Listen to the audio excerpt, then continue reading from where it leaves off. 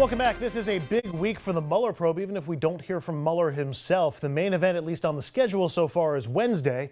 That's when Paul Manafort will be sentenced in yet another federal case. He is facing up to 10 years this time. Last week, Manafort got less than 4 years for a case that could have put him behind bars for 24 years. Also on Wednesday, status reports are due for Michael Flynn and Rick Gates. They are two key people who are cooperating with Mueller. Those documents could signal whether Mueller's team has tapped out Flynn and Gates or if there's more to get from them in his investigation. And then there is this man, the always dapper Roger Stone. On Thursday, the judge is scheduled to set a trial date for Stone. Legal analysts are saying that could help provide a roadmap and a timeline for where Mueller's probe might be headed. Joining us now to discuss that and more, former federal prosecutor Roland Riopel. Hi, Roland.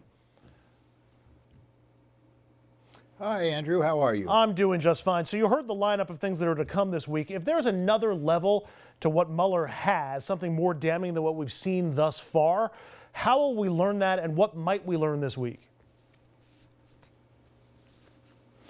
Well, I think one thing that will tell us a lot is whether the Mueller people are prepared to go to sentencing with Michael Flynn. He seems to have been the cooperating individual who has provided the most thorough look into the possible collusion with Russia. And if they are agreeing to go to sentence with him now rather than postpone that date again, that I think tells us that we are near the end of the Mueller probe, and there may not be many more indictments. So I think that's the issue to look for the closest here this week. And beyond Flynn, if Mueller doesn't have more, if what we know right now is all we're going to get, then what else might we expect to see or not see this week? If it really is all there is, which I kind of doubt, but if that's the case, then I think we might see the Mueller report, if not this week, then very soon. I think that it is likely that there is a good deal more to go, and so I think what we'll see is more revelations from Mueller over the next couple of months, maybe. I don't think we're at the end yet, based on what I see in the record, but it's very hard to predict. You know, there's so much of the Mueller investigation that we don't know much about, that it's very hard to predict what the future will be. And the answer to that sort of folds into my next question, Roland. I'm sure you saw the piece in the Times today asking, will there be smoking guns in the Mueller report, as it went through trying to find similarities between the special prosecutors in Watergate and on Clinton and Lewinsky, and compare that to the special counsel's work.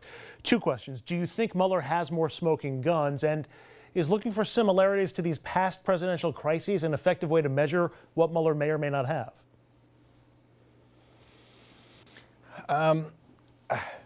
The answer is, I think it's just so hard to know what Mueller really has, right? He has played the cards he has so close to his vest, and so much of what he knows comes from foreign investigation in foreign lands where we don't really have the same access to it that we do to domestic investigation. We don't get the same information that we get with respect to a domestic investigation.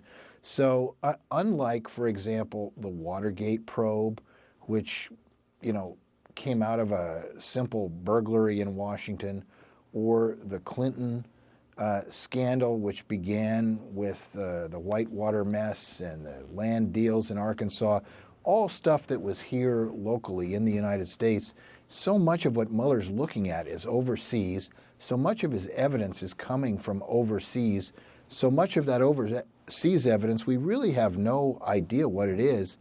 It's really hard to predict what's going to happen next, and it's really hard to compare the Mueller probe to Watergate or Whitewater. It's so much bigger. It's so much broader in scope that I don't think the prior special counsel investigations really are good guides here for us. Yeah, it certainly does feel a lot more complicated than the stuff that we've seen in the past. I got a semi-political question to ask you, Roland. Nancy Pelosi today said that she thinks impeachment should be off the table. Her quote was, "He's not worth it." Now, I heard from a lot of people who are taking that as a huge sign that Mueller's report, in their opinion, won't be a knockout blow for Trump. I'm curious your reaction when you hear Nancy Pelosi say, yeah, I don't think impeachment's the way to go. I think she may. Nancy Pelosi probably gets a lot better gossip out of Washington than I do. So this may reflect the fact that she's gotten some hints that the Mueller report is not going to be a knockout blow. I also think that Speaker Pelosi recognizes that the congressional hearings that will now go on from now until November of 2020, together with the Mueller report, are going to likely weaken Mr. Trump significantly. And my guess is that Speaker Pelosi believes that the best chance of the Democrats winning back the White House is to actually keep Trump in place, weaken him over the next 18 months or so until the vote, and then let the American people vote him out.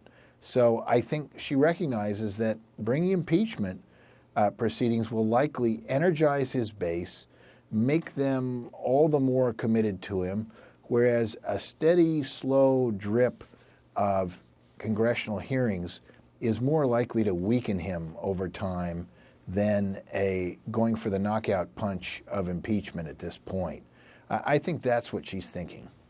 I want to pivot back to Mueller and Mueller's process throughout all of this. And I want to play for you a soundbite we heard from California Democrat Adam Schiff over the weekend about Mueller's approach when it comes to the president. I've said all along that I don't think Bob Mueller should rely on written answers. When you get written answers from a witness, it's really the lawyer's answers as much as the client's answer. I do think ultimately it's a mistake because probably the best way to get the truth would be to put the president under oath. So I'm curious if you agree that with Schiff that Mueller should put Trump under oath and ask him questions. And I've always heard that if you don't interview the guy, that means that guy's likely to be the target of the investigation, in this case, the president. Thoughts on that as well? Yes, I think that, remember, Mueller did accept written answers to certain questions, namely, did you collude with Russia? I think he accepted those answers because he knows what the answer is to that. He's got the records, he's got the emails, he's got the communications, and he knows whether there was or there wasn't some kind of collusion with Russia that he could label as a conspiracy. Not sitting down with Trump and forcing him to answer questions under oath, eye to eye, on the issue of what his intention was when he fired Jim Comey, which is what Bob Mueller was hired to do, I think that would be wrong. I think you do have to look Trump in the eye and ask him that question. Were you trying to derail Jim Comey's investigation of Mr. Flynn? Were you trying to derail the FBI's investigation of collusion with Russia when you fired Jim Comey? I think the only way to come to a conclusion there is to look Trump in the eye as he answers that question and make a judgment as to what he really intended. And to do that, I think you do have to look him in the eye and ask him that question and see his reaction. Finally, Roland, take me inside Paul Manafort's courtroom on Wednesday, what you expect, and also whether you think the judge in that sentencing, Judge Jackson, will look at the relatively light sentence that Manafort got from Judge Ellis last week, and whether that will impact her sentence and whether it should. Well, under the sentencing guidelines, prior sentences are considered, and it'll be part of the calculation of Mr. Manafort's guidelines in this case, and the judge will consider the fact that there's already been a sentence when she sentences Mr. Manafort. I think the extraordinarily low sentence of Mr. Manafort on the prior case, the low sentence imposed by Judge Ellis, will be something that she will consider, although I don't think she will say that she's relying on that to goose Mr. Manafort's sentence through the roof. I think that would create an appellate issue that she doesn't want to give Mr. Manafort, but it'd be impossible for her to ignore history here and not consider that sentence.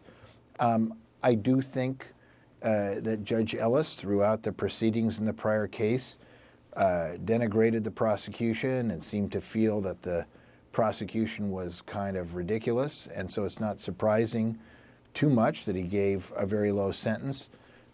Judge Barrett has not indicated that she has the same doubts about the prosecution's case, and so I expect she'll give Mr. Manafort a fairly serious sentence, probably within the guidelines range calculated in his plea agreement.